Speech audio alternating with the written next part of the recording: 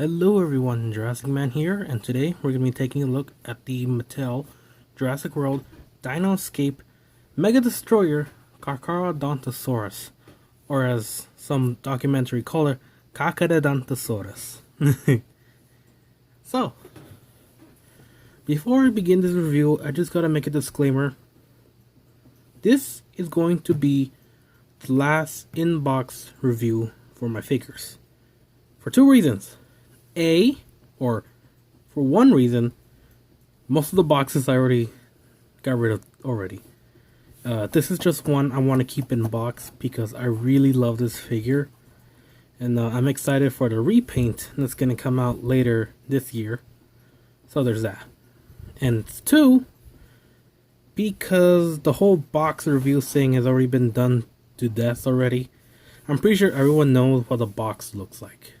So, the simple box design is of course the breakout set, where in the background you would see fences in the back. There's blue over here, Dino Escape, title, a little action right here, a barcode actually, and Mattel logo right here, along with an action showing where the action feature is, and of course Jurassic World. To the back of the box, you have the breakout, the escape, right here. Charcharodontosaurus pointed down right there on the button. Dual chomping action. And the only other figure in this line that is in this for now is, of course, the Stegosaurus. I think the next one is going to be the, Pentaceratops? I'm going to get that for sure. Empowered by the next generation through play from Mattel. Of course, here's the bottom. There's the barcode if everyone wants it. Although by the time this review is out, there's a lot of Charcharodontosaurus out there, so you don't need to worry about that. But let's get right into the review. So out of the package, we have the Charcharodontosaurus, or I'm just gonna call it Charcharodontosaurus, or Kakaro, or Kakar, this dinosaur. So, one thing I would like to point out is that it has capture gear, something we haven't seen in a very long time with these figures, which is very cool because I'm loving that they're putting back capture gears. I think they did this last year, I don't remember. There was another figure with it, but we finally got capture gear back, and of course it's pretty cool.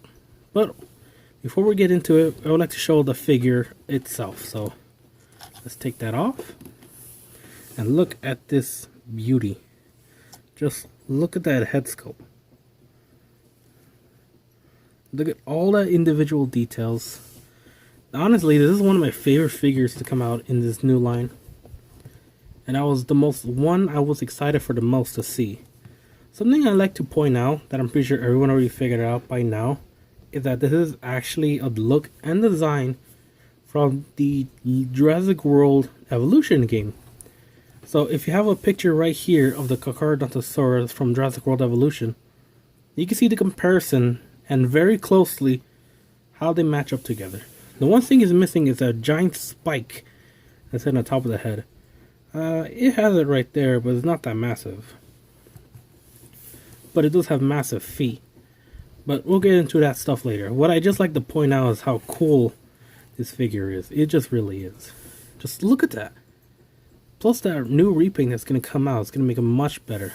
So, let's get right into focusing on the cons and pros of this thing. So the pros, obviously, is the details. It's really nice details. I love how they have the individual spines up here. Of course, they ain't painted all the way, but we'll get to paint right now. And the button right here is actually a rubber. It feels like rubber. Yeah, it's like rubber. It's pretty cool. The sculpt on this is really nice. I really gotta like it. I love those necks and the wrinkles. No crocodile bellies yet. Soon one day we will. There's the code if you want it. There's a stamp of approval. Articulations on this guy is very basic. You know, has a very standard articulations. that's locked in place into another one. The arms, of course, they can move too, fully, but I'm not going to do that because I get loose. The arms go in and out. In and out. I like to put mine's far back like this for some reason. I don't know. It just feels more dinosaur-y. This guy is very special to me because it does have another feature, and that is to open its mouth permanently. It seems like mine is the only one to do that, because if you look at the other ones, or any other ones, mine is the only one that does that. So we can get a better look at the inside of the mouth, which is a nice pinkish red. The teeth are nicely made and colored. Of course, not the splotches right there, but it's very nice. The roof of the mouth is nice too, it's smooth. It is. So mine is the only one with his jaw articulations, which is pretty funny. Of course, there is the action feature that stick to the neck. So there's that. Paint-wise, of course, I already mentioned how this is basically from the Jurassic World Evolution one. The default basic skin that it comes in. It's pretty nice. I really love that paint. Although I really did love what Ted Brothers did to the repaint of that of the Operation Genesis Charcharodontosaurus. And I really want to do that one day, but one day. I don't think I'll ever do paintings again for a long time. So, sculpt paint is very good. The action feature comes in a weird snapjaw formation. Of course, I've seen snapjaws in the past few toy line, but this one reminds me a lot of that snapjaw Velociraptor we got back in the Lost World. I don't have it no more since I had to get money somehow. But let's get right into the action feature, which is a nice capture gear which looks really good.